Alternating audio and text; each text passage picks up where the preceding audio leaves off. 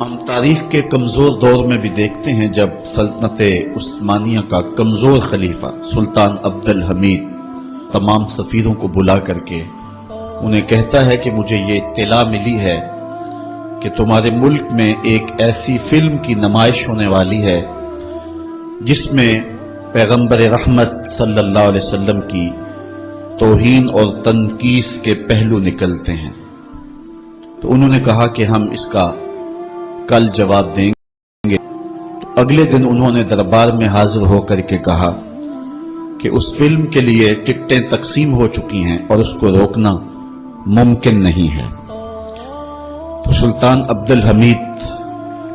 اپنے ہاتھ میں تلوار پکڑتا ہے اور پھر اپنی کرسی سے اٹھ کے کھڑا ہو جاتا ہے، کہتا ہے تم کر کے دیکھو، یہ تلوار پھر تمہارا فیصلہ کرے گی۔ اور پھر وہ فلم ریلیز نہیں ہو سکی تھی۔ یہ میں آپ کو اسلام کے طاقتور دور کی کہانی نہیں سنا رہا، سلطنت عثمانیہ کا کمزور ترین خلیفہ یہ سلطان عبد الحمید کی کہانی ہے۔ درس قرآن کے بعد میں ایک دوسری جگہ درس قرآن پہ جا رہا تھا تو میں نے ایک تنگ گلی میں دیکھا کہ ایک بوڑھا شخص تھا جس کی عمر کوئی 80 سال کے قریب ہوگی۔ اس کا حلیہ بھی نہیں بتا رہا تھا کہ وہ کوئی مذہبی شخص ہے، اس کی وضاحت بھی ایسی تھی اور اس کا لباس بھی کچھ ایسا تھا، لیکن اپنے 10 یا 12 سال کے پوتے کو اس نے بٹھایا تھا موٹر سائیکل پہ اور پیچھے خود بیٹھا ہوا تھا اور ہاتھ میں پلے کارڈ اٹھایا ہوا تھا، اس اوپر لکھا تھا کالی کملی والے تم پہ لاکھوں سلام۔ اور وہ گلیوں میں گھومتا تھا اور اس کی آنکھوں میں جو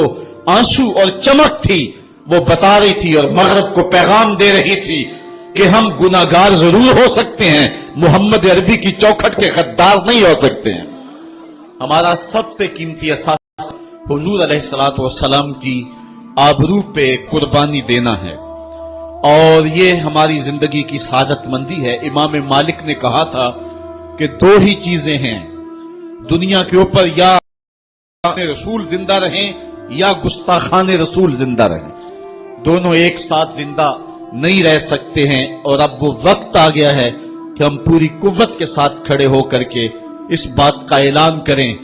اور پوری امت سیسا پلائی ہوئی دیوار بن جائے اور امت کا ایک ایک بچہ غازی علم الدین شہید بن جائے، غازی عامر چیمہ بن جائے، مغرب کی وادیاں بھی گونج اٹھے اور مشرق کے دیواروں در بھی گونج اٹھے اور جدھر ہی کان لگائیں میرے محمد عربی کے قصیدے ہی سنائی دیں۔ کائنات کا ایک ایک گوشہ حضور کے نام پہ قربان کرنے کا ہم عزم کریں اور پھر اس کی جو بھی قیمت ادا کرنی پڑے ہمارے لیے جو ہے وہ بالکل ادنا قیمت ہے۔ میرے امام نے کہا تھا آج بھی بریلی کی گلیوں سے صدا آتی ہے، کروں تیرے نام پہ جاں فدا، نہ ایک جاں 2 جہاں فدا، 2 جہاں سے بھی نہیں جی بھرا، کیا کروں کروڑوں جہاں نہیں۔ کہتے ہیں حضور میں آپ کے نام پہ جان وار دوں، پھر کہا ایک جان کیا میں سارا جہان وار دوں، اور پھر کہتے ہیں حضور 2 جہان وار کر کے بھی دل نہیں بھرا ہے، آپ کی چوکھٹ اتنی اونچی ہے کروڑوں جہان بھی ہوتے تو آپ کے نام پہ نچھاور کر دیے جاتے۔ تو حضور علیہ السلام کی آبرو، حضور علیہ السلام کی عزت اور حضور کی ناموس کا پہرا یہ اہل ایمان کی زندگی ہے اور ان کی زندگی کا ترہ ہے اور ان کی زندگی کا شیوا اور دستور ہے۔ کتاب رحمت کا مضمون دیکھیے،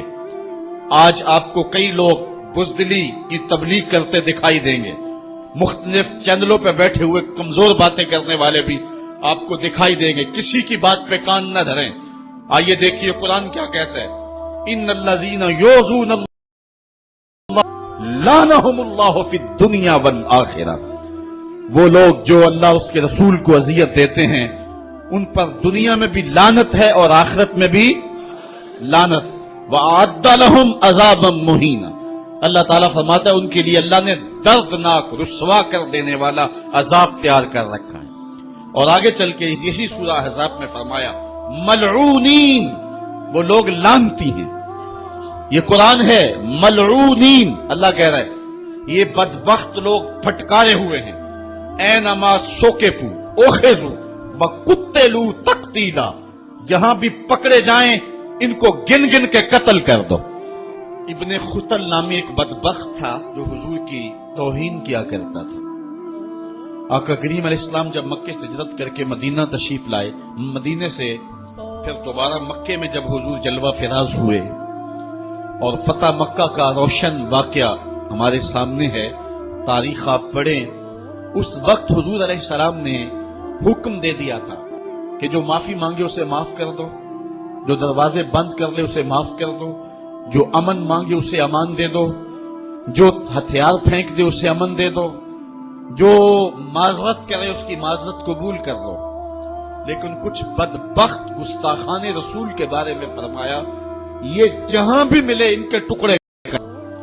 ان میں سے ایک بدبخت ابن خطل تھا، اس کی دو لونڈیاں تھیں، یہ دونوں گا گا کے تنقید کرتی تھی حضور کی اور یہ شعر لکھتا تھا۔ ابن خطل جب حضور علیہ السلام کے لشکر کو مکے میں آتا ہوا دیکھتا ہے تو اپنی جان بچانے کے لیے کعبے کے پردے کے اندر چھپ گیا۔ اہل ایمان جب طواف کر رہے تھے تو کعبے کے پردے کے اندر چھپی ہوئی کوئی چیز دیکھی، انہوں نے ٹٹولا دیکھا تو ابن خطل تھا، پناہ تو اس نے کعبۃ اللہ کی دیوار اور پردے کے درمیان لی، لیکن حضور نے تو کہا تھا جو ابو سفیان کے گھر میں چلا جائے اسے بھی امن دے دو۔ حرم تو امن کا مرکز ہے ہی ہے، جو ابو سفیان کے گھر چلا جائے اسے بھی امن دے دو، اور یہ کعبہ کی دیوار کے ساتھ چمٹا ہوا تھا اور کعبے کے پردے کے اندر چھپا ہوا تھا۔ صحابہ نے عرض کی حضور ابن خطل یہاں چھپا ہوا ہے، فرمایا اس کو یہیں سے نکال کے قتل کر دو۔ چاہے زمزم اور مقام ابراہیم کے درمیان جو جگہ ہے یہاں ابن خطل کو قتل کر دیا گیا، اس ناپاک کے گندے خون سے حرم کی زمین کو پاک رکھا جاتا اور اس کو حرم سے باہر نکال کر کے قتل کر دیا جاتا۔ یہی قتل کرنے کا حکم دیا، کیوں؟ زمانے کو بتلانا مقصود تھا کہ حضور کا گستاخ چند سانسیں بھی زندہ۔ اچھا یہ بات میں بتاؤں کہ حضور علیہ السلام کے گستاخوں کے ساتھ نپٹنا یہ ہر شخص کے بس کا روگ بھی نہیں، یہ ڈیوٹی بھی رب کی طرف سے ہوتی ہے، اور رسول اللہ جس کو پسند کریں اس کی ہی یہ ڈیوٹی لگاتے ہیں، ورنہ کس کے سینے میں یہ آرزو نہیں مچلتی؟ جب راجپال نے توہین کی تھی تو کون نہیں چاہتا تھا کہ اس کی گردن کاٹوں، لیکن سعادت مندی نصیب ہوئی تو غازی علم الدین شہید کو نصیب ہوئی۔ علامہ اقبال علیہ رحمہ نے کہا تھا جنازے میں کہ اسی گلاں ہی کرتے رہ گئے، ترکھانہ دا منڈا نمبر لے گیا۔ حضرت پیر جماعت علی شاہ رحمۃ اللہ تعالی علیہ نے کہا تھا غازی علم الدین کے جنازے پہ گردن جھکائے چل رہے تھے، آنکھوں میں آنسو تھے، 6 لاکھ لوگ حضرت غازی علم الدین کے جنازے میں شامل ہوا تھا۔ سید دیدار علی شاہ صاحب جب جنازہ پڑھانے کے لیے کھڑے ہوئے تو غش کھا کے گر پڑے، بعد میں جب اٹھے اور جنازہ پڑھایا تو کسی نے کہا حضرت آپ نے بڑے بڑے جنازے پڑھائے ہیں، کبھی یہ کیفیت آپ کی ہوئی نہیں ہے۔ فرمایا جنازے بڑے پڑھائے ہیں لیکن کبھی حضور کا دیدار نہیں ہوا ہے۔ آج پہلی بار یہ موقع ملا، ادھر جنازہ پڑھانے لگا، ادھر آمنہ کا لال بھی سامنے تھا۔